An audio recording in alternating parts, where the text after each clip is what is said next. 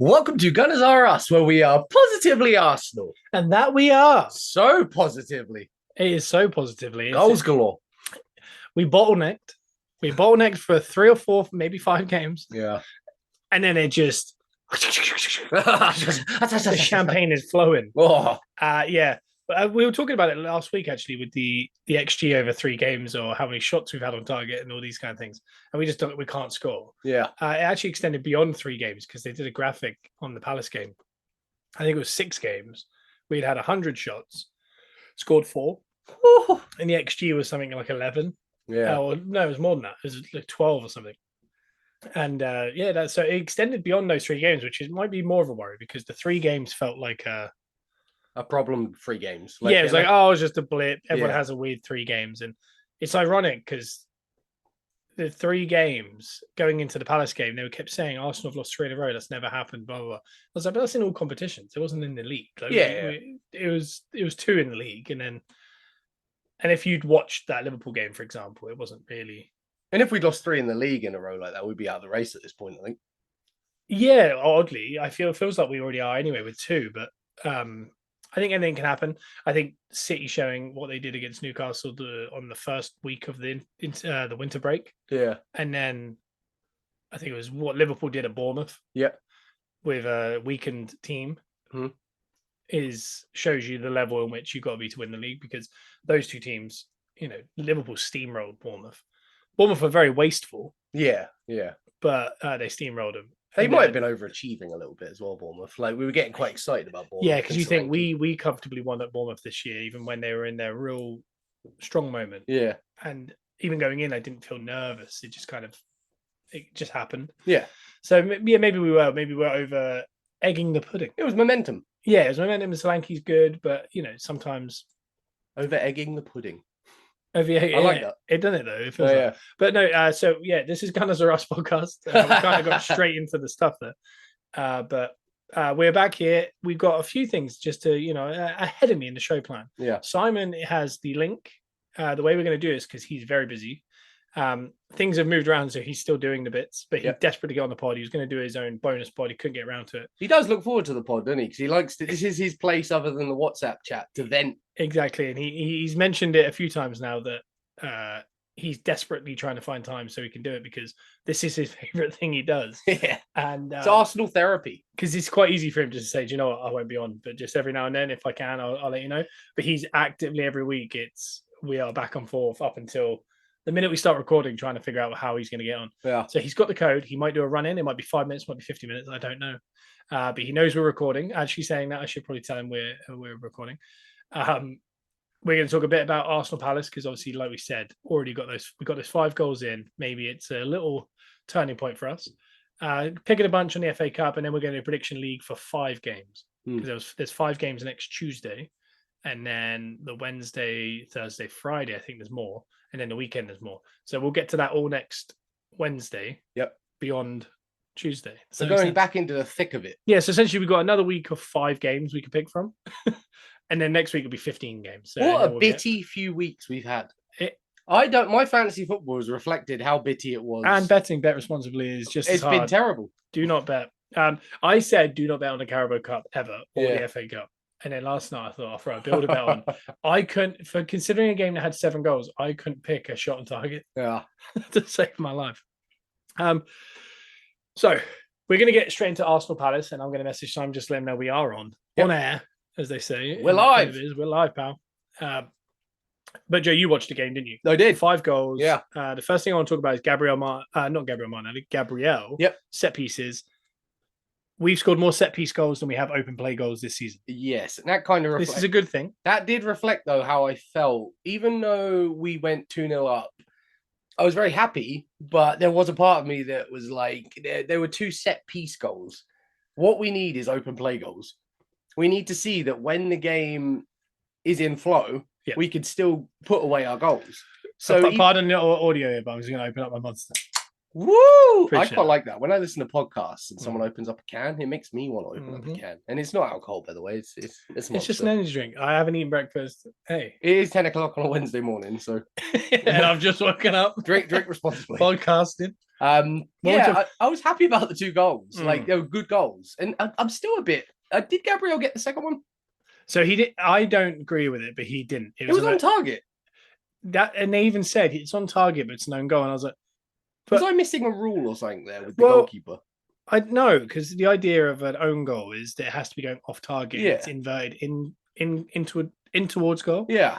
It was going in. It just hit the back of his head. But I guess, and I know they could say if it went past the keeper, there was a guy on the back post who could have cleared it. Yeah. But I mean, this is very hypothetical. It's a bit too much. It was a little bit like when you were in Sky Bet and you're not sure, you say shot on target now and shot on target. That one would have annoyed me if I had Gabriel to score 2.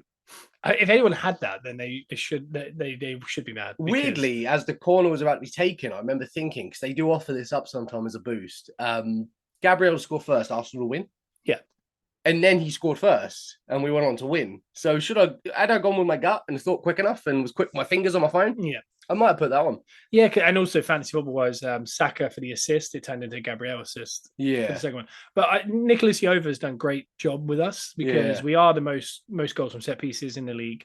We started the last few weeks, we started to concede a couple goals through it, which was a worry. Yeah. But I'm hoping this may be back on track. And I think that Rio Ferdinand was talking to Saka after the game, and he was talking about in Dubai doing set piece training. Yeah. And Rio was talking about how boring it is. And but it has to be done because it's the difference between winning. It's crucial. Sometimes it's the difference between winning a Champions League or not winning a Champions League. Well, had we not scored the 2 set piece goals at the start like that, the game would have been very different. Like we've said before, we have a very hot, like 15 to 20 minutes at the start of the game. Yeah. We don't tend to put a lot away in that time, and then the game gets a bit iffy.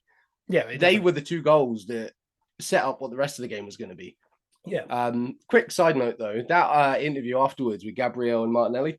Yeah. That was funny watch. It wasn't on it. Like, it just Gabriel did not want to answer any of those questions. I don't know if it's because he doesn't maybe understand the language as well as Martinelli does. Potentially, but I think he's also I think he's a bit of a poop house. I think he's just awkward. The little tug on Martinelli's hand, like every now and then, while questions were being asked, as if to say, like, come on. He said at one point, "You do that one." Yeah, go on. You take that. Yeah, it's tough. The set piece thing is so good because we've watched a lot of Arsenal where we were awful at set pieces. Yeah. And it's just a waste. And I do feel like we're becoming 2/3 Pep, 1/3 Deitch. Yeah. Or Sam Allardyce.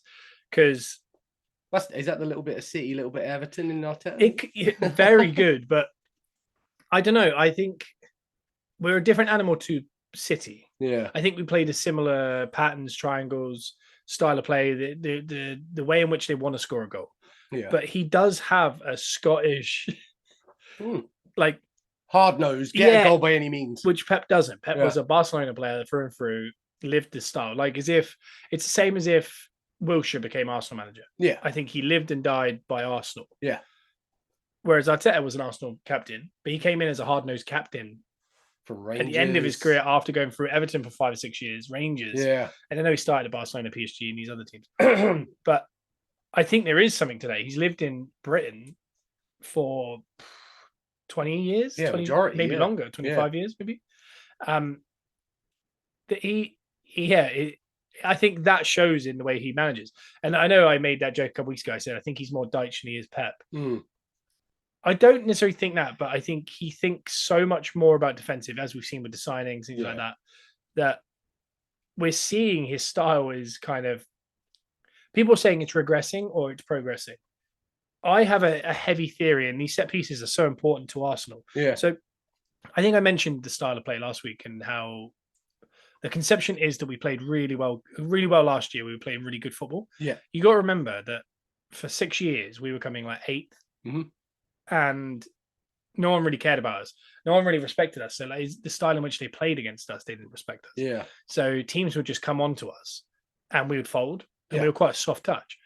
I think once Arteta's got in there and he's got his squad together, last year all kind of came together. Before that season, last year, they were predicting us to come about 6th, 7th. By Christmas, which was a World Cup break. Yeah. So it was a little bit early. It was like 14 games, not halfway. We were top, and everyone was like, they're top at Christmas. They're really good. And if you remember, we scored a lot of goals. Yeah. If you remember a lot of those goals, it was a lot of space for us to get to. Yeah. There was Saka and Martinelli could cut in quite nicely. Yeah, Jesus was, dropping into pockets where he could kind of beat players around, knock it around the corners, huge, massive, third of a pitch gaps for Martinelli and Saka to run into.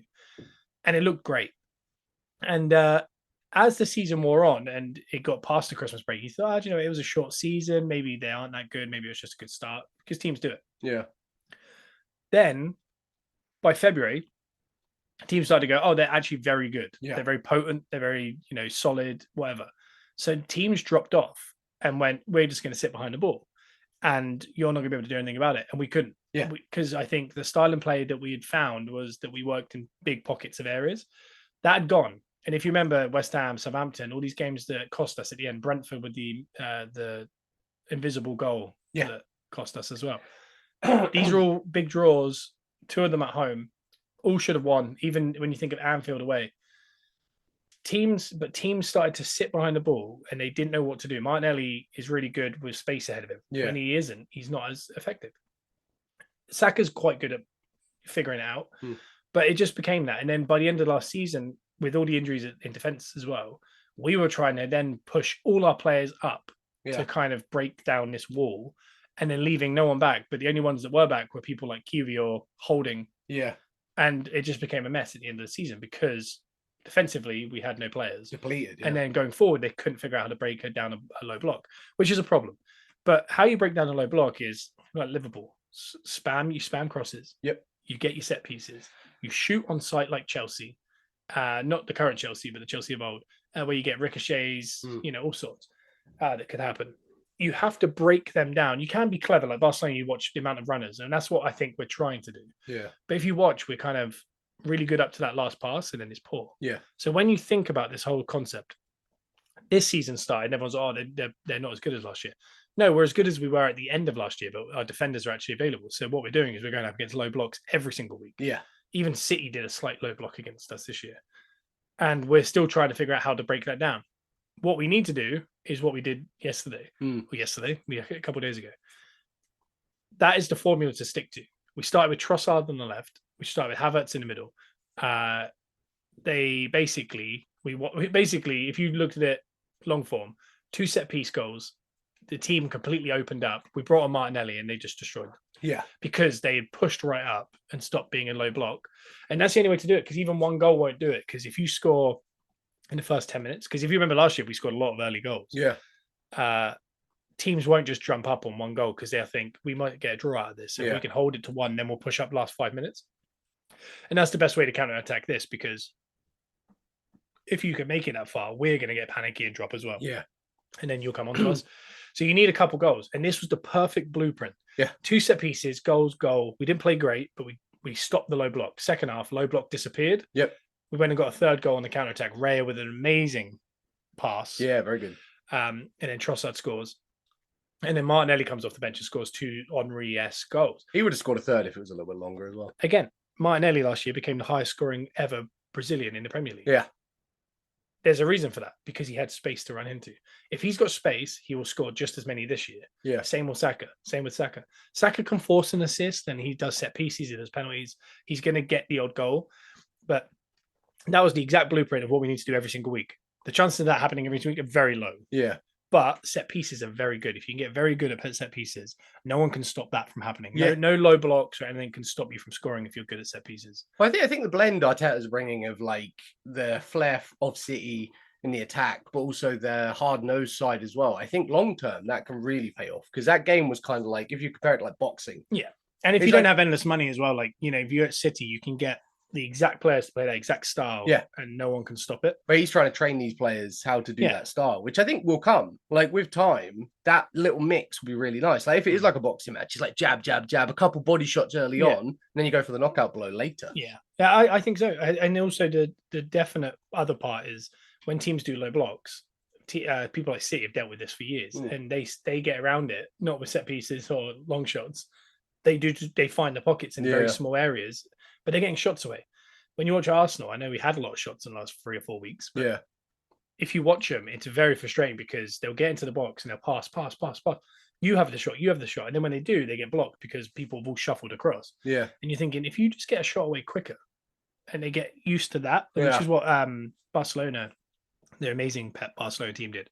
Everyone shot on the offbeat. Yeah. Messi, all these guys, Iniesta. The ball came to them. They didn't just, you'd roll it to them and they'd smash it. It was like they'd take half a touch and then shoot. So the defenders couldn't set. Yeah. So things like that, they're going to have to get better at because you can't just rely on set pieces and crosses, but they're a huge factor. Yeah. If you can get all three parts, low block, and then also if you do this long enough, like City, not every team like Newcastle the other week, they didn't even do a low block against City because they were like, well, if we do a low block, they'll score. If we don't do a low block, they'll score. We might as well try and attack them. And that's what we need to get to because you can break through into that part. Yeah. Then Martinelli and everyone becomes available the whole game again. Just compete. Yeah, but for now, I think their best spot is kind of grind out that first half, get a set piece, get something, spam across, get a shot, and then let that game open up. And then you could potentially bring on Martinelli's later in games, fresher for those moments. Whereas Saka, I do think, deals with it better throughout the game. Yeah. But we have people like Trossard, and another person I want to talk about is Smith Rowe. So there's been a lot of talk about him going to West Ham on loan, getting away from Arsenal. He's quoted to saying he wanted to stay at Arsenal forever as long as they'll have him. That'd be nice. It would be nice. What I loved about it was he came in the left 8, and that's all I wanted to see. Was I want to see him at left 8 and I want to see Martinelli at wing. Yeah. But all at the same time. Yeah. Because sometimes what happens is these guys get 10 minutes, and when they come on, Eddie's now up front instead of Jesus. Saka's gone off. Yep. Gabriel and Saliba have gone off or Nelson's something. on. Yeah, Nelson's on. And you're like, we're not seeing a full, Vieira had this issue, I thought. Yeah. Vieira, every time he would play, he was with a B team. Yep. And you always thought, he's struggling. But then when he ever just popped in, like Odegaard came out and he came in, but the rest of the team was the first team. Yeah. He looked really good. He did, yeah. So I was glad to see he brought off Havertz and Trossard, and Martinelli came on, and then Smith Rowe. So it's almost full strength. Yeah. And he looked great. Like he's the most Arsenal-looking player on there, and he played for 20 minutes, and I thought he was the best player on the day. Tied it all together nicely, yeah. Yeah, he looked so confident. There was reports coming out of Dubai that he had a really good, warm weather training sessions or whatever. But he looked really good. Like I mean, let's start next game left 8, kind of good. That'd be nice. I honestly, I think it's time. I know they've been really careful with him, and maybe too careful because he's had so many injuries, and then he has like reoccurring injuries. But he looked so good, and I'm glad we got to see him with Jesus, Saka, and Martinelli ahead of him. With Odegaard to his right. Annoyingly, after about 5 minutes after he came on, Rice had to go off for Jorginho, but Jorginho came on and did really well anyway. Do we have any news on the Rice situation? I know he murmured the word hammy. So they're saying he should be fit for Forest, but that might also be a report. Yeah. So it's tough to know exact. Yeah. But he did say hammy. And then shortly after, I remember Gabriel came off as well for QEO. Yeah, and he looked a bit concerned. And he was saying it was a knock or an early something. So there's a couple injury concerns after that game, which was annoying. But the benefit of all of this was we got to see Smith Rowe in his actual position of left 8. Yep. And we also got to see Kiwior in his actual position of left centre back. Yeah. Whereas instead, we've only seen him at left back and all been pretty underwhelmed. Yeah. Whereas seeing him at left centre back, he looks so much more assured. And you think, this Kiwior guy, like this could be a good set. Yeah. Because he never gets to play in his actual position. And we've never seen him with Saliba. Because if you remember last year, the only time he ever played centre back was when Saliba hurt his back and Gabriel was in. So I don't know. It'd be interesting cause for thought because we've talked about it with financial fair play, and I did the podcast, go listen to that bonus podcast about financial fair play. But I mentioned we might need to offload a very large player that has a lot of profit in them, and all that is the starting 11, plus potentially Smith Rowe and Eddie off the bench. But everyone else is probably like Trossard's diminished. I would have thought he's just as good, but because he's aging, you're fighting against that. You're never going to get the money back. Do you think Ramsdale's diminished with price, or he's starting to? I don't think they've dealt with that extremely well. Yeah, we bought him for 30 million. Yeah, there was a quote that they thought he was the most valuable keeper 6 months ago in the world of 100 million. Yeah, that he shouldn't be 100 million now because he's not playing. Yeah. Which doesn't look good to anyone else. I still think he's a great goalkeeper. I don't think he's 100 million. He's still the same goalie, yeah. I think Alisson and Edison 100 million, but Ramsdale, I think you should get 50, 60 million for him because he's a world-class English keeper, young, who's played at a high level. But Arsenal are notoriously bad. We'll probably get 20 million from him and go, we've made a loss. But basically there's a value in all these players. We might need to financially fair play wise if we're going to bring in a forward and all these other things. Yeah. We might have to offload a name that we don't want to offload Yeah. just to get that big profit. When you look at Saliba and Gabriel, I think they're probably the best partnership, centre-back partnerships in the league. So, yeah. They cost 42 million combined. It's a crazy amount of money that to form that. Yeah. So if because I know Saliba in a couple of years is going to probably leave us for PSG or for big money though. Be 100 million, I'm sure, but or the imposter syndrome that we always have at Arsenal. It'll probably go for like 40. Yeah, I'm not sure exactly, but Gabriel could be that guy. If when you see how Kiwior plays next to Saliba, if you get like a Raul Walters or someone through the youth academy that could kind of convert into that centre back role, it does weaken us. Yeah. But if it's going to strengthen us elsewhere, because you got to remember Tomiyasu, Ben White, they all play centre back. Yeah, yeah. You know, because we got cover. We were quite happy with Gabriel and Ben White for a year. We didn't even have Saliba; you're still on loan. So if you had Saliba and Kiwior, and then Tomiyasu and Ben White, and then you got Trossard and Timber, Zinchenko and Timber. Yeah, that's a lot of cover. That is a lot. If you get rid of Gabriel, that is a lot of cover. And Gabriel would fetch you 70, 80 million. I would have thought at this point.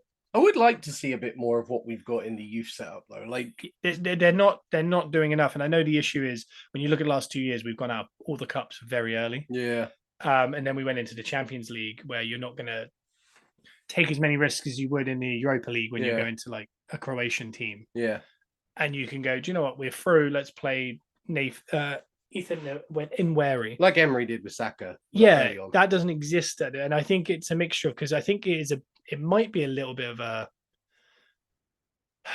what's the word? Like it might be a bit old hat to say that Arteta doesn't trust youth because Nweri played in the league, youngest player. But I think it might be a mixture of him being very nervous. He also inadvertently got into a title race last year that he couldn't then take risks. Yeah, he went out all the cups early, and then he got out of them again this year. We were ahead of schedule very quickly. Yeah, so I don't think timing wise it's been good, but I would like to see. He's even like Smith Rowe. I don't want him to get pity 5 minutes at the end of a 5-0. Yeah, I want him to start a game, and then if it's not working, bring Havertz in. Yeah. You know, switch and rotate. You look at City, it's like pep roulette, we call it. Oh, yeah. You know, you don't know who's going to be in that middle. That's what we need because that will also, teams can so easily go, we're going to do a low block. This is the starting 11, I can guarantee it. Yeah. And then they turn up and they go, there it is. Or they go, do you know what? It wasn't mine, it was Trossard. Just follow him infield.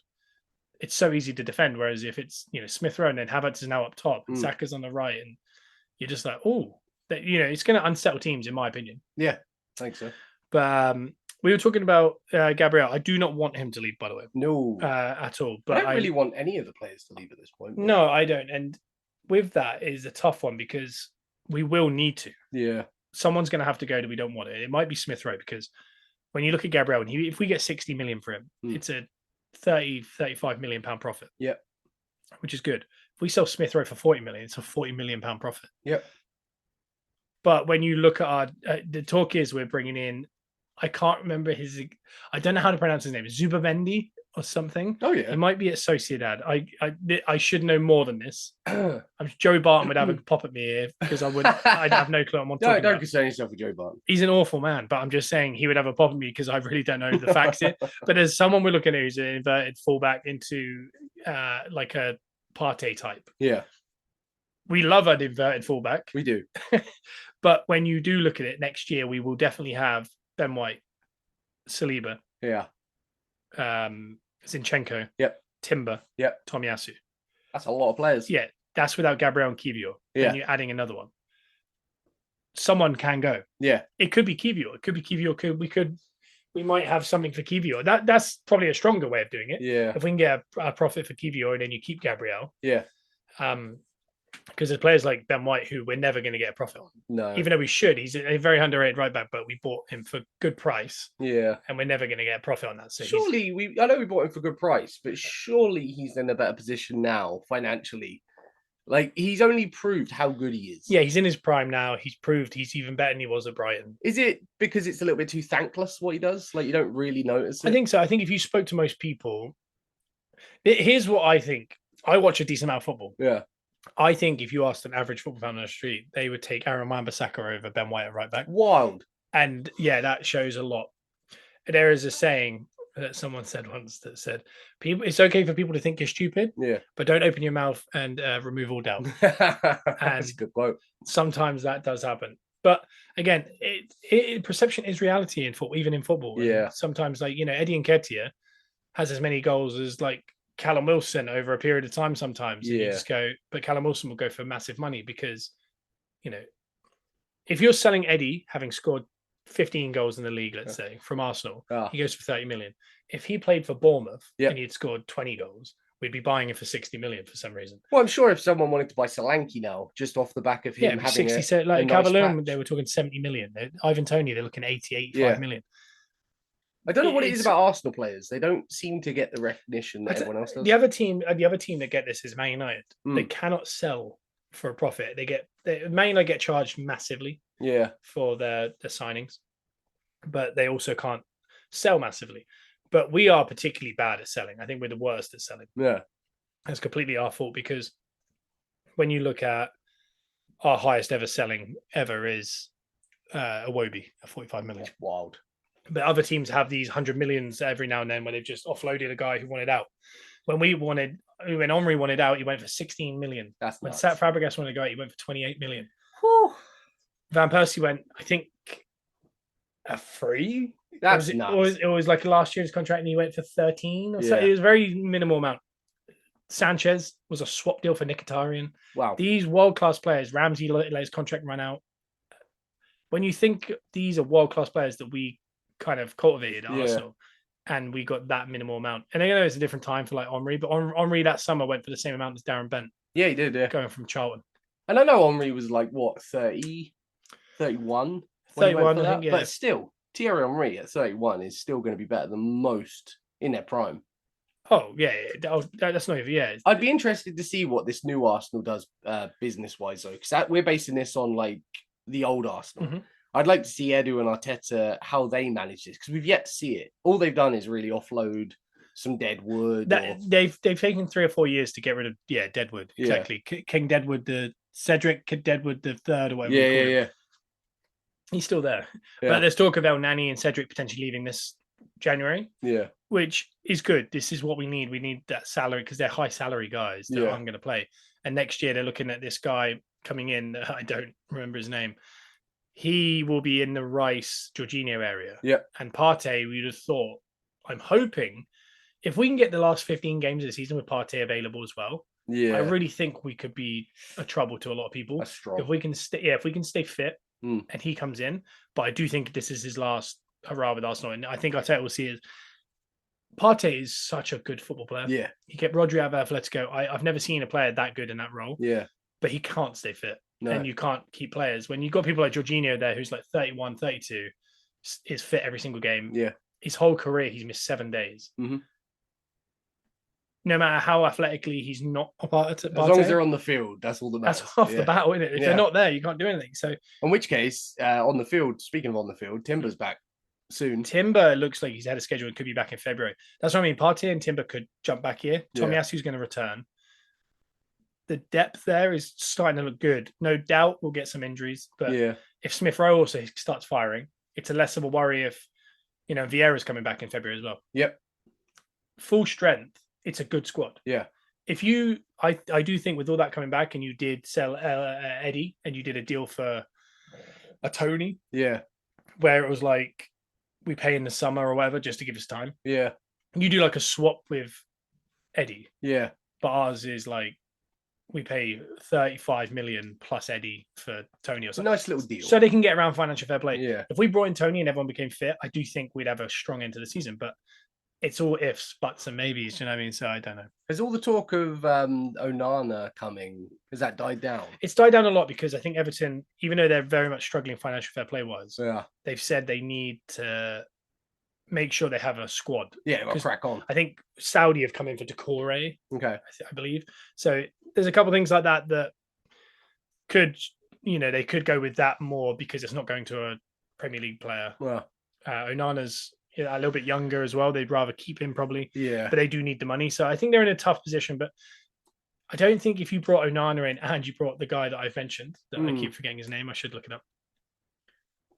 there's a lot of midfielders coming in, Yeah. which makes you feel like there's people like Smith Rowe and Vieira might be moved on. Yeah. I would like one more. Yep. But you get rid of El Nani and you get rid of Partey. So it's basically a replacement because El Nani hasn't really played football. No. You basically replace Partey with a younger inverted centre mid fullback. Yeah. That's good replacement. You get rid of Eddie, you replace it with another forward. Mm-hmm. Other than that, I don't really mind. It's like for like. I don't necessarily want to overbuild because we've got that depth. It's just they've been away. Like Smith Rowe and Vieira are the depth. Yeah. But they just haven't been fit. Yeah. If they can stay fit for a year or two, there's depth. So I don't know. There's a lot of stuff to figure out, but we're coming to the end of the transfer window. Yep. And nothing's happening. Not so a minute. I don't think we're going to do anything this as far as bringing anyone in. There's talk that the centre mid I'm talking about is a pre-agreement that we might sign him now. Okay. He's not coming till the summer. That doesn't help us right now, but I mean, hey. I tell you what's nice though about the outside perception, because I do worry about that when I watch Arsenal, is because a lot of people who aren't Arsenal fans won't watch Arsenal games. Yeah. They'll just see the result. Yeah. And I had a conversation with someone at work this week who basically looked very excited. And he said, like you and Scott mentioned last week, that Arsenal need goals. You won 5-0 against Palace. He hadn't obviously seen the game and how it played out and how we got to the 5. Yeah. Which I explained to him. It was the least impressive 5-0 I've ever won. But it looks good. The outside perception and confidence and momentum is essential. Like whether you get there by that way or not, which isn't a bad way, like it's tactical. We still managed to, get a couple really well worked set pieces to open up the doors. Yeah. But that's the outside perception I like. I like knowing when I'm watching Arsenal, the end result reflects on everyone else looking on who didn't see the game. Yeah, because it always feels that way when you're kind of sometimes you win 1-0 and you just played unreal. Yeah. People are like, oh, you struggled. And you're like, I guess, but if you watched it, it was just really good. Yeah. But it always looks bad. It's like when you, in the history books, no one remembers like how many cup finals you went to. No. They remember how many cup finals you won. Yeah. And it doesn't matter how well you played. It does in the moment when people watch it, but it doesn't 2 weeks later or 2 months later, or 2 years later, or 20 years later. Yeah. So, for example, like that Liverpool game in the FA Cup. Yeah. We were so good that day. Yeah. And at the end of it, we lost, I think it was 2-0. I think it was, yeah. And everyone went, oh, that's awful. Like, you've lost at home 2-0. I was like, if you watch the game, you'll see that we just battered them, couldn't score a goal for some reason. And then Klopp brought on youth players to try and throw the game because he was worried about a replay. Yeah. And then somehow won it with a set piece. Again, set piece. Yeah. Liverpool had 2 chances in the game. They scored 2. I think that is the beauty of what Klopp does. Like, again, big fan of Klopp and how he does things.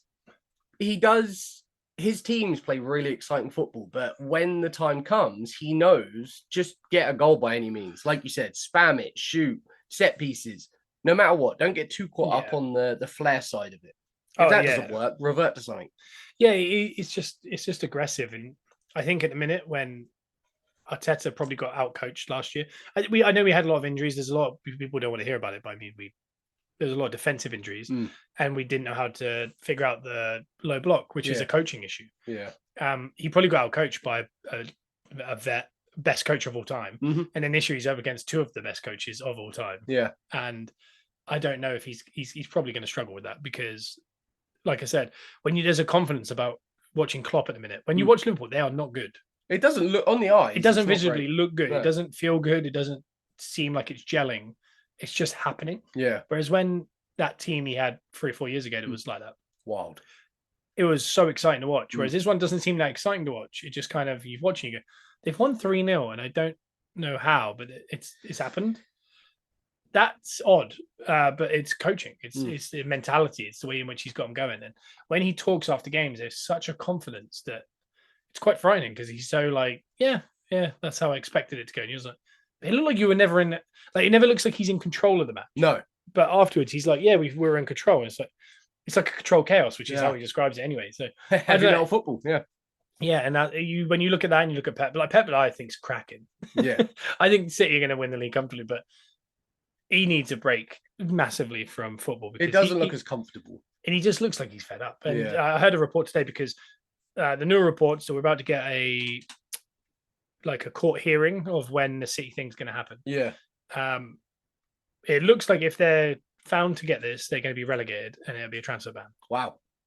But the chances of that happening, I just don't see it because we haven't seen it before. Yeah. Doesn't mean it won't happen because, I mean, what they think they've done is what Everton have done, but they've done it 115 times.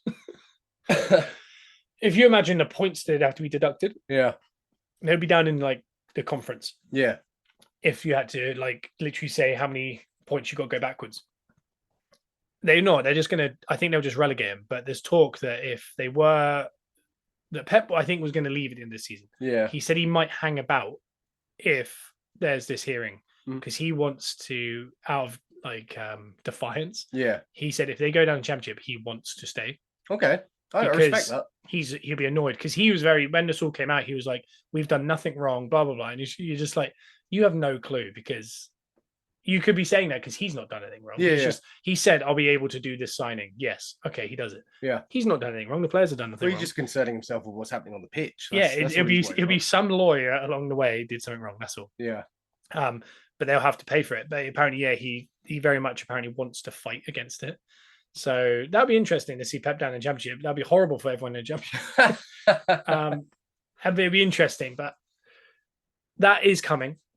So we'll kind of keep our eyes peeled to see what comes from that. I really just think they're going to somehow weasel out of it. I don't know how, but yeah, you know how good your lawyers are is basically the thing. Everton threw their hands up and said, "Yeah, we'll take the punishment." Yeah, City are doing the opposite and saying, "We're not taking the punishment." Yeah, but it might be because Everton thought the worst case scenario is 10 points. Yeah, with City, they're like worst case scenario is relegation, then a 10-point deduction, then a 5-year transfer. Absolute devastation. Yeah, so they might be like, we need to fight this because this could be the end of the club. Yeah, it won't be the end of the club, but, you know. Anyway, this weekend is FA Cup, so we can't do any Premier League predictions. Okay, that is for next Tuesday through to the following weekend. But what I thought I'd do is I'll write down a couple of the fixtures that are kind of interesting me. So last night we had the Carabao Cup. Yep, Chelsea are through to the final. Yeah, 6-1. Comfortable. Yeah, it's over 2 legs, 6-2. As I mentioned earlier, couldn't pick one shot on target in that match somehow. But the FA Cup starts tomorrow, so it's the Thursday game, there's a Friday game, there's Saturday games, and Sunday games. Yeah, I can't remember exactly how many games are left, but I've written down 5. These are the 5 that interest me. One is Chelsea versus Villa. Okay, good game. I think that's really interesting just because Chelsea have found form against a championship team. Yeah. But if you look in the league, I think Chelsea have won 3 in a row. Yeah. They've started to string it together. And Villa are awful at home. They've kind of gone the opposite way, the balance. Yeah. So, and again, Villa, I think, maybe level with us at the minute still, or something like that, or maybe a couple points ahead of them. But Villa aren't good at home, good away from home. The thing is with the FA Cup, people do definitely play differently. Yeah. I don't question. They don't play the same as they do in the Premier League. It's a bit more do or die, isn't it? Yeah, and I think Villa are very much money-wise. Mm. I think that they're thinking Europa Conference League. Yep. They need to go the distance. Yeah. And Emery probably can because he's one of the best at that. He knows how to do that. And in the league, how often are they ever 4th in the top 4? Oh, God. At this point in the league. Yeah, they're in the conversation. I think they're going to put out a slightly weakened team, but Chelsea might go for it because Chelsea are not fighting for anything. They're not. I don't think even if they have a rally, they'll probably make. They won't make Champions League, but they might make Europa push. But I mean, they're already in 1 cup final. Mm. If they could get 2 cups, 2 cup finals, or 2 wins in the cup final, it kind of solidifies what Poch is trying to do. Yeah, it's a young team that maybe came 8th or 7th, but they get Europe for FA Cup as well. Yeah. So I just think Chelsea might. I think Chelsea would win that personally. Yeah. The other game is Spurs versus City. Big game. Wow. At Spurs as well. Yeah, and City have a horrible record against Spurs. Yeah, that's usually a fun watch. But it's nice to see big teams get each other early because this is that's kind of what you want in the FA Cup, isn't it? Like the romance of the cup. I know I hate all that, but it's the kind I hate it more when it's us. It's what I said about the Liverpool game. I'm happy to win the game because probability tells me we'll probably get a weaker team next. Yeah. But we need other big teams to also face each other because then you just go, oh, we might have a cup run here because it's the path's clearing. Yeah. And I said, but if we go out, it's good because we can concentrate on the league. Then we just dipped in the league straight after. Yeah. But we would have got Norwich at home. Okay. Because that's what Liverpool have got. Yeah. Man United are away at Newport. Oh, wow. And it could have been Eastleigh, very close. It could have been away at Eastleigh, which would have been a good one for the Bruno that was on it. Oh, Bruno, come this way. Living basically near Eastleigh. Yeah. But yeah, he could come to the Newport game. And Blackburn have got Wrexham. So Wrexham, I think we all kind of, people either, it's like Marmite Wrexham. People either hate the whole concept of it. Yeah. Or people keep an eye on them. I keep an eye on them. Yeah. The Blackburn tie, it's a Premier League winner, Yeah. but it's not what you want. I think if you're Wrexham, they probably won't get through Blackburn. I think they'll No. lose to Blackburn. What they wanted there was they've got this far, which is very impressive. Because to Yeah. get this far is good. But Yeah. them, Newport, a couple others, they've done really well to get to this point. You want to get a team away from home, like there's Chelsea, Spurs, City, Liverpool, Big money Man game. United. They're all available. That Newport Man United match. Can you imagine if that was Wrexham Man United? Yeah. That's the match they're waiting for. If they can get through this one, Oh yeah. then there's probably one waiting for them. Yeah. Because you get stuck in the two planes where they're like, oh, we might get, I don't know who's left in, like Fulham or something. I don't know if they're left in, but they could be like, oh, if we can get Fulham at ours next, we actually could have a cup run. Yeah. Which is just as important. Yeah. But I think for a team like that, and you want to get that visibility on them, away Wrexham at home to Man United would have been wild. People would have loved it. Yeah. They would have lapped it up.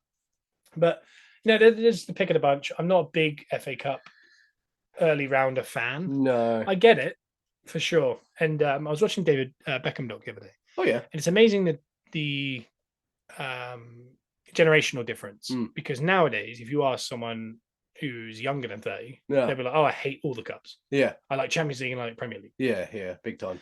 Whereas we grew up, I just like a cup final. Like if you put us in the Carabao Cup final this year and came fourth, I'd have been happy. Well, a lot of the time, like growing up, we didn't have Sky for a long time. So getting to see a lot of the cup games on BBC or ITV was always exciting. Like even getting to see Arsenal go play at like Macclesfield. Yeah, right. It was a nice watch. Yeah, and winning the FA Cup was a big deal. Yeah. And because you got to think, like, it's so hard to win a Premier League, but a cup run can happen. Yeah. And David Beckham was talking, and they said on there, he kept saying when his kid was like shooting, he's like, FA Cup final? And then they said to him, what would you rather do, win the Champions League or the FA Cup, or the league and Champions League or the FA Cup? And he said the FA Cup comfortably. Yeah. He's like, because that's where British players, that is the peak. Well, our dad still, every time the cup comes around, loves it. He'd rather win but our dad would rather win the FA Cup than the league anytime, or Champions League. He's not bothered.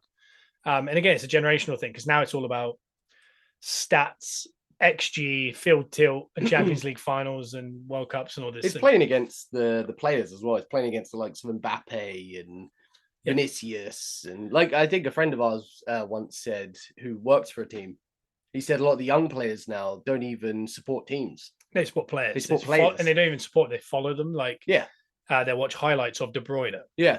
That's it. They won't watch football. So rather than like when we were in the garden, we'd be wearing an Arsenal shirt, it'd be raining, muddy, shooting long range, and we'd be doing what Beckham said. We're like, FA Cup final, Arsenal win. It's only Ray Parlour. Whereas now, when the kids are doing it, they're like, oh, Mbappe. It's different. It's a different place. Definitely.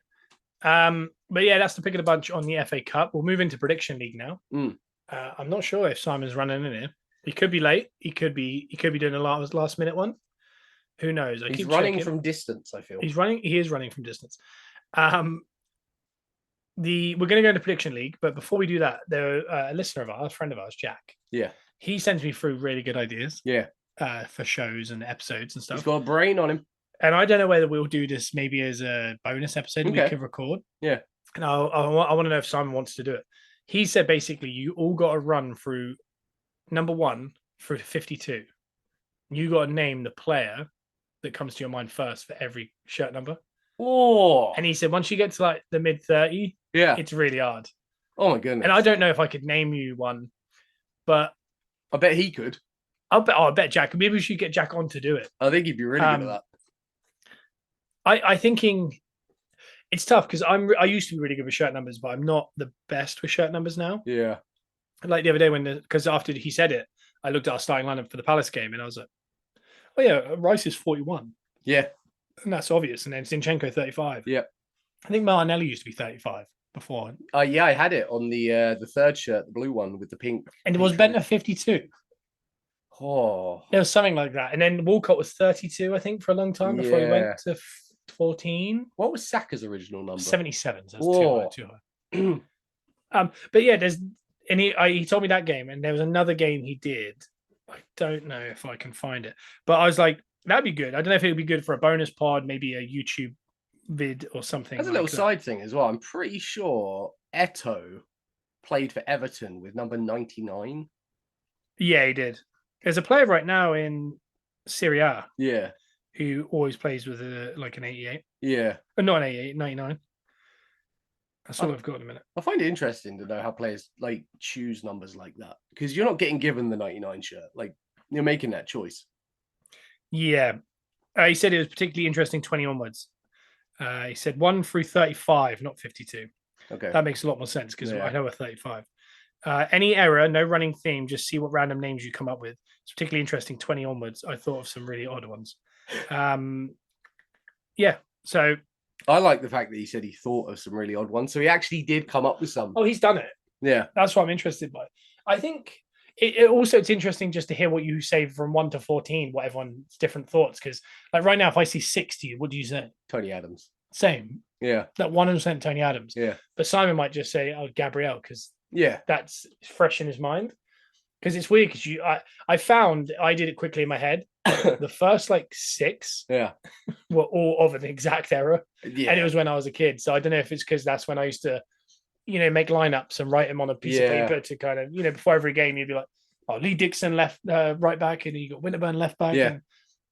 And we go on holiday and just sit with a notepad and writing Maldini. Well, we'd write our dream team, and it'd be pretty much 11 Arsenal players. 11 Arsenal players plus Maldini or something. Yeah. But, so I think we will do that maybe as a bonus. If we've got an international break in March, maybe we'll pop it in there or do some games or something. I like games like that.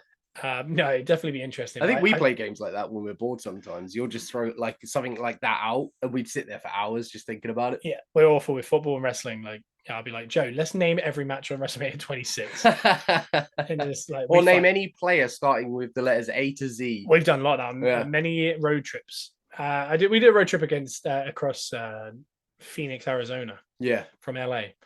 On a Greyhound bus, and I was next to a very sketchy individual. Yeah. That's a story. I became friends with this guy, but I don't know where that guy will be in the world right now. I'll say that. But we had a notepad and we were doing the alphabetical. We all had to do A, B, but with wrestlers. Yeah. And all I remember is Arn Anderson being written down first. Anyway, so Premier League Prediction League. I can tell you. I'll tell Simon if he comes on how it got on. There was 5 games to get right. I got 2. Okay. Joe got 2. 4. Simon got 4. Woo! He's now on 80. Joe's on 89. I'm on 91. It is closing in. I like that. Last week we all got Joe and Simon got 1. And I got 0. Wow. But before that, Simon got 8. He got 8. He got 5. He got 6. He's been slowly edging back towards us. Yeah. So that is nice and tight. Jeez. Storytelling. Well, this is it. So epic comeback starts right here. And to give you an idea, we've got 5 to pick from here. Even if he gets 1 or 2 here, he gets it within 10. Next week we've got 15 games to predict. that could have a complete swing where he's top of bottom. But we'll see how that gets on. The first game we've got is, I'm going to do it in reverse order so we end in Arsenal because we've done a lot of Arsenal talk so far. Okay. We've got Villa versus Newcastle. Fun game. Villa at home as well. Villa at home. Newcastle depleted. Yep. That is a tough one. I'll say this. Newcastle on such a bad run. Yeah. They've gone out of the cup, the European Cup. They're on such a bad run. People are kind of saying if they lose to City, Eddie Howe might go. Yeah. He hasn't, and they've had a 14-day gap. Yeah. To do it. And they haven't done it. Have they been waiting though? Well, Mourinho is available now, and that's what making me think. But I think there would be rumblings right now. There's no rumblings now. But I mean, if you now go away to Villa, it's a horrible run they're on. Yeah. Like, as in results and the actual fixtures are bad. Yeah. If they lose to Villa, which I think they will. Yeah. Surely he has to go because they're going to be 9th. Yeah, they got to do something now. All the progression they made last year, where they got back into Europe, all these things, the European nights, top signings coming. Now we're talking about selling all their players and coming 9th. That you can't do that, like especially with the owners they've got. I think this would be a Villa 3-1 win. Okay, I'd like to see because the talks are Mourinho, and I think Mourinho's a perfect fit for that setup. But if they got that financial fair play on their back, I think bring in a manager with that money. It depends who they offload, I guess. And are they offloading in this window now? There's talk of it, but because a lot of talk about Trippier at the minute, isn't there? There's Trippier to Munich for 13 million. Yeah. 13. Yeah. He's like 33. Yeah, but still, I mean, I'd expect that to be a bit more. Yeah, I was surprised it was 30. The other one is Almiron to Saudi League for like a massive, and you just go, come on. That's Like, you the one, can't be yeah. doing that. We got a run in here. He's made it. Oh, He's no, run- I can't. My mouse has stopped working. Oh, he's running and he stopped at the first hurdle. Oh, my God. Get my mouse to work. Yeah, I think You keep talking, Joe, because I need to get this mouse to work. Yeah, I think the Almiron one, like, I think that's one you kind of might have to jump at if you're Newcastle, because he's a very effective player, but they've got enough other players around that they can afford to lose him, and especially if it's for big money, and they can open up a massive opportunity to bring in a man. Yes, Simon, let's go. My brothers, how are we? We good? Yeah, you good? You're just in time.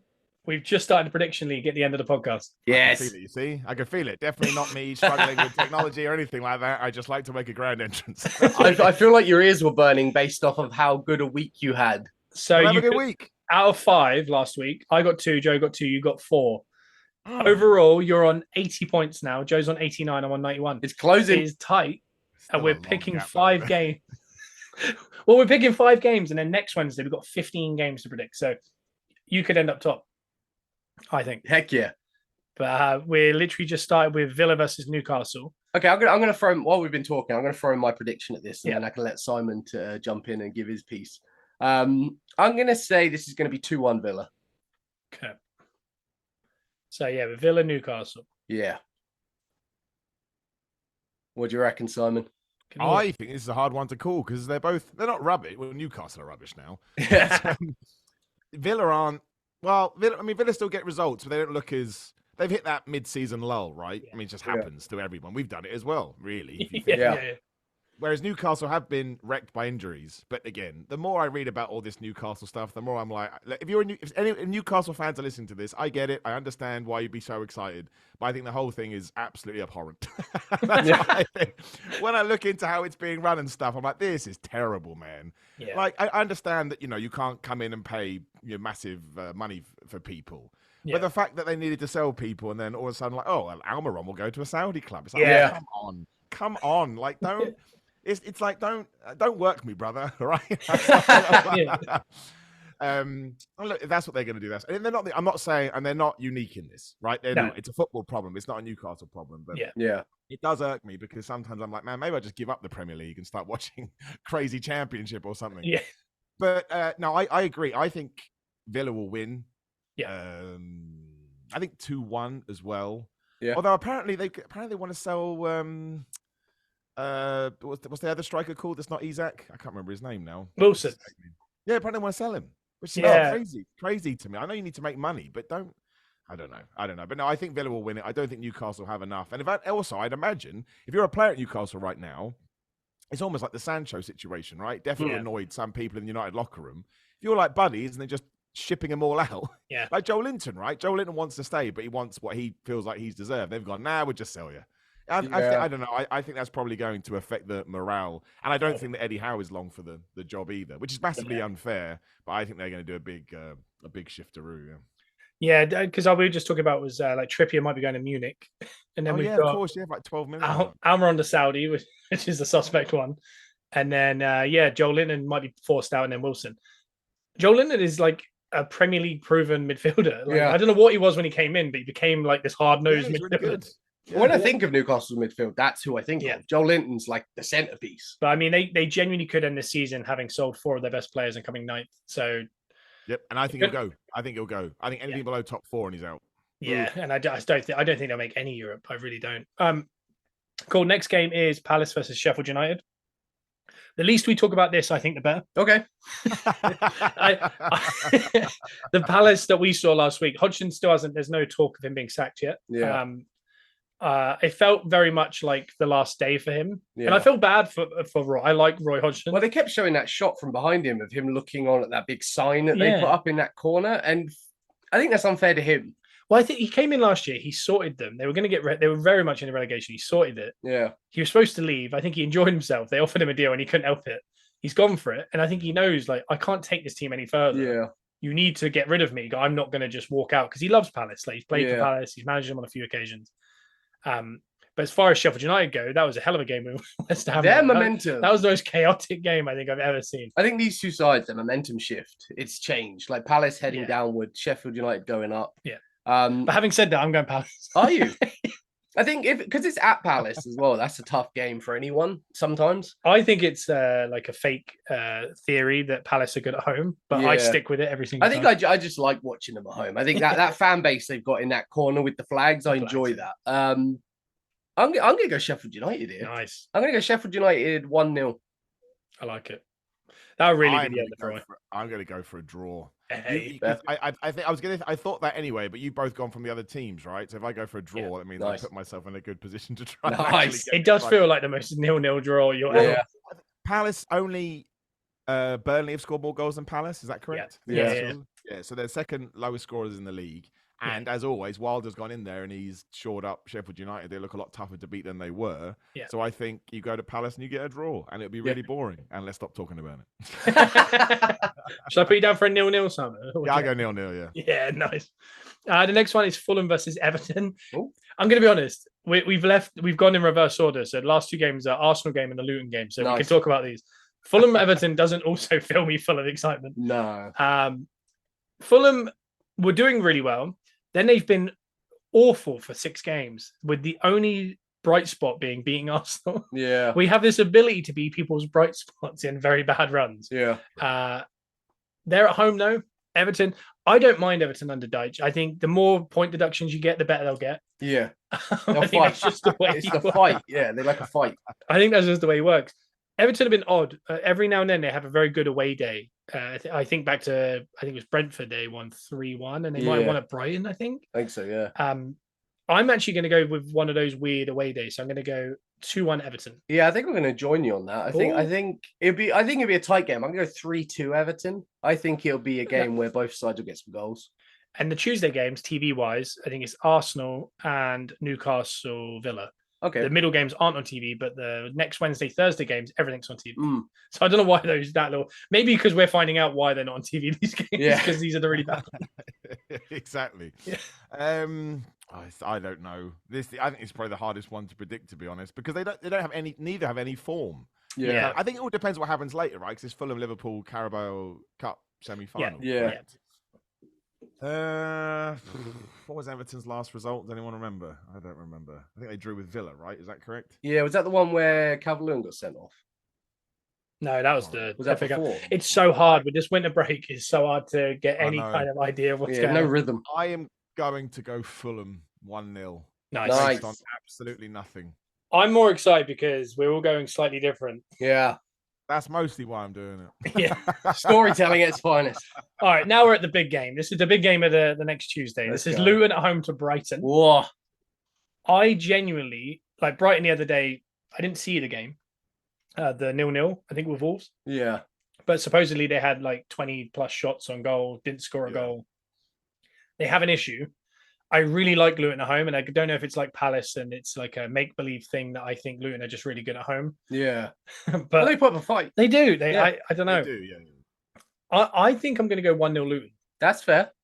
I think I'm going to join you with that, actually. No. Yeah, I reckon it'll be 2-1 Luton. Nice. Yeah. I like backing Luton. I'm putting that positive air out there. We've got to manifest it. Yeah.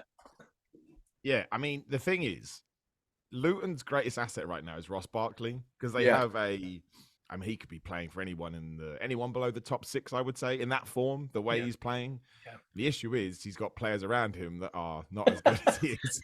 Like Adebayo is good, but he doesn't have the experience, so he's not often at the right place. And then Cameron, the other striker? I think so. Yeah. It's kind of the same for him, but he's got a bit more experience.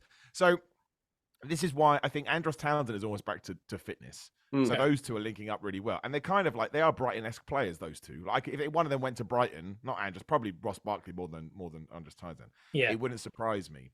But no, I'm going to go 1-0 Luton as well. Nice. That is definitely more heart than head. Yeah. But I think they have to, just because if Everton do lose, as I've predicted, and Sheffield United draw, and Burnley obviously next week have Man City. I think Man City will destroy Burnley. Yeah. Luton need to win here. So once again, I'm going to manifest it into existence. I think. Let's go. Yeah, and they are doing out of the bottom 3 teams, they are doing the best, especially when you watch the football, because I think they've adapted their style to the Premier League as opposed to Burnley, who were just like, we're just going to keep playing the same way. It's not working. Well, we're just going to keep playing the same way. It's like you need to change, Vincent. They're favors, so. They're the Man City of the Championship, and they've decided that'll work in the Premier League, and it just doesn't. And they're not even trying to change it. They have good enough players. They just don't have good enough players. Like, what do you think about Andros Townsend having senior on his shirt? I don't know if you've noticed this. His name on his shirt says Townsend Senior. Yeah. That doesn't make sense because I thought his dad was the senior. He's the head of the PFA, not the PFA, the kick it out or whatever it is. I can't remember now. Yeah, I don't know, but he has senior on his shirt, and I was like, well, how old have we got that Andros Townsend as a senior on his shirt? Could be a little shout out to his son, maybe. It might be, yeah, or his dad. It might, I don't know. But I saw it the other week, and I was like, Luton player. You do what you want. Luton's crazy. The next game we've got is the last game. It's Forest versus Arsenal. Oof. I hate this game. That's not fun because of the FA Cup and then the end of last year. Yeah, we really needed to get a result, and we lost 1-0. I think they're better under Nuno as well. A lot. Yeah. They look really solid. Really, we talked about their counter attack too much, I think.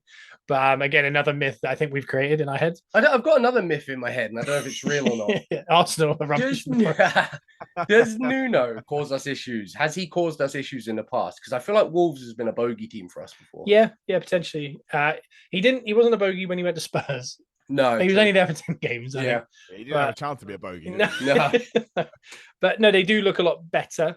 I think realistically, when you look at it, we should be winning that game. But with the past years, I don't trust it. There's Rice, there's what's the asterisk next to Rice? He said hammy as he left. We're not sure if he's fit. Gabriel went off with a knock at the end of the last game. Yeah, there's these slight worries that I think that's the type of game you want Rice to be playing. You want Gabriel to be playing. He's doing all right? Apparently, they said he's not. Supposedly, yeah. It looks like everyone's going to be fit, and also it's been nice to have that break just to not stress about Arsenal, and then to come back with a 5-0, and then we get a nice 10-day break. Yeah.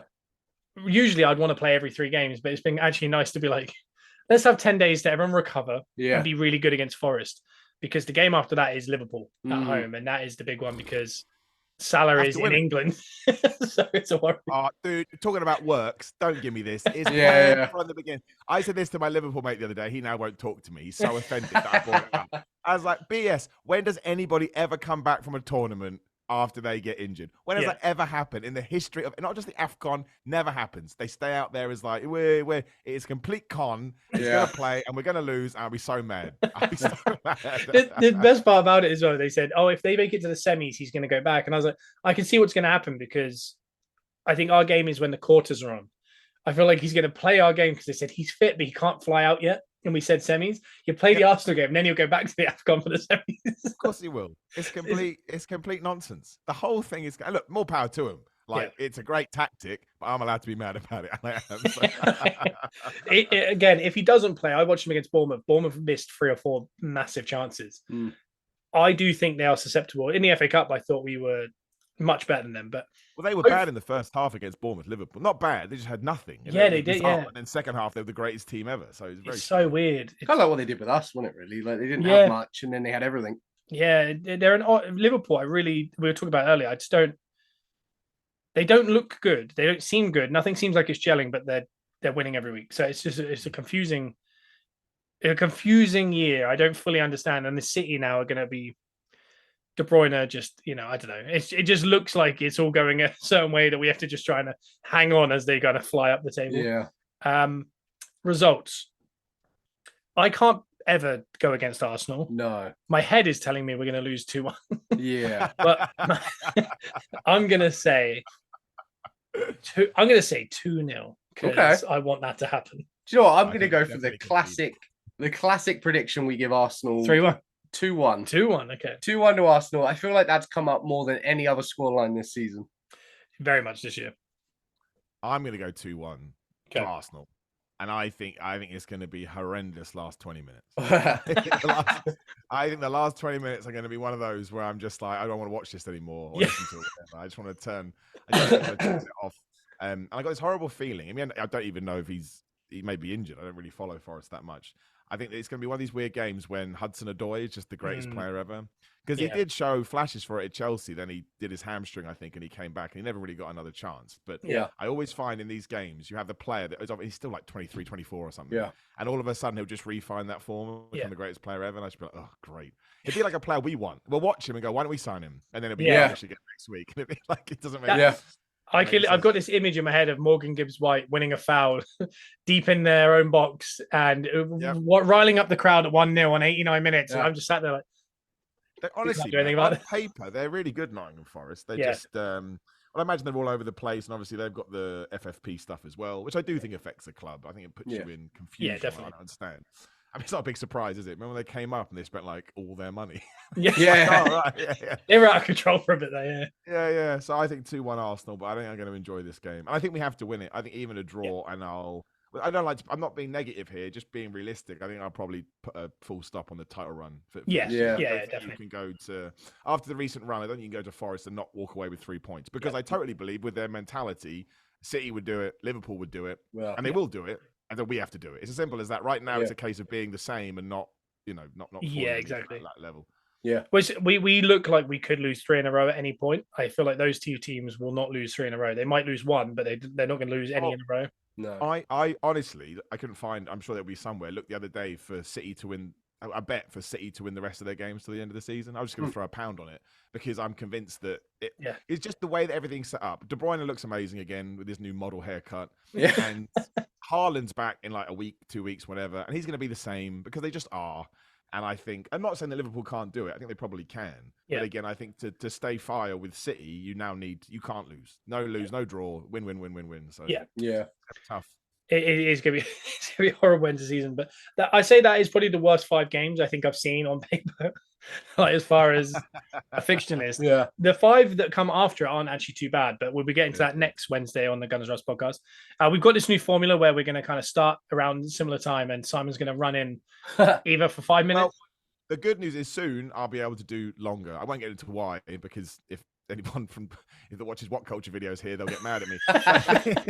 Things are there'll be a shift soon. I understand why it hasn't happened as of yet because there's been personal matters that have got in the way. But then, I don't have to fight technology in the morning and then obviously get stressed at technology. And when you get stressed at technology, obviously it gets worse. It's like, if I was just calm, it would be fine. But so hopefully this will just be a mini thing, and we get over it soon. Cool. Nice. So we hopefully get Simon back on a lot more, especially for this final stretch. Champions League coming back, all these kind of things. Talking to technology, my big one on this computer that I do this on is the mouse. The mouse just stops working. I don't know why. And if you change the batteries, it doesn't do anything. If you like knock it slightly, it stops. You have to then squeeze the mouse like this for ages. It's like giving it CPR. And when I saw Simon Miller joining the chat, and I went to move it, and it just stopped, and I was like, Joe, fill time. So the podcast was like 2 minutes of me just going, and then I got it. Just needs some love. Mouse it's horrible. It's okay because I got to ramble about Almiron going to Saudi for a little bit. A bit of Almiron talk. We'll be back next Wednesday. Gunners are us. Simon, there was an idea given to us from a friend called Jack that we should do a bonus episode where we try to name a player. The first one that comes to our head between kit numbers 1 to 35. Yeah, and we have to go around, and it's whatever you come with, and anything after 20, he said, is very hard. But we start from 1 and go all the way up. Yeah, so I'm so bad at that. I never remember numbers. I'm awful. Ever. I was saying to Joe, I think my first 6 that come to my head will be from a certain era, and it will involve Tony Adams and David Seaman, because I think that's when I would write their numbers down a lot. I've got 3 off the top of my head, and they're the most obvious numbers of all time. And outside of that, I'm like, I don't know. Even I won't say now. Even one really famous player, I'm already second guessing myself. I'm like, is that his number? I don't pay attention, right? I just don't. Oh no. Oh yeah, that sounds good, but I'll be awful. I will let down the Arsenal fandom for sure. Yeah, I want to give it a go. I know that Zinchenko's 35, and I'm happy with that because it's right at the end. That's all I'm saying. But we'll be back next week. You can follow us, Simon Miller 316. Do you say 316? Yeah. I say 316. If you say 316, people realize it's an Austin reference. If I had known what the future was when Twitter was invented, I wouldn't have gone with 316. I didn't know what was going to happen. It's just a way. Just sign up. I can't be bothered to think of another name. Anyway, follow me there. And you follow us at ByTBA anywhere on their social medias. But we're back. Give us a 5-star review anywhere you get your podcasts. Have you got an end? So am I doing, because this is next Tuesday, this game. So am I doing the usual end for this Nottingham Forest game? You can do however you want. A week out. I'm going to do that because they're not going to. And that's what you've thought about. They're not going to hear from us until after that game. Right. So I might as well. Yeah. So we've had a bitty few weeks. Okay. We currently can't see the woods for the trees. We're going to head into that forest in the heart of Nottingham with Mikel Arteta and work tree by tree by tree. And we're going to bring the light into the darkness. Come on, Arsenal!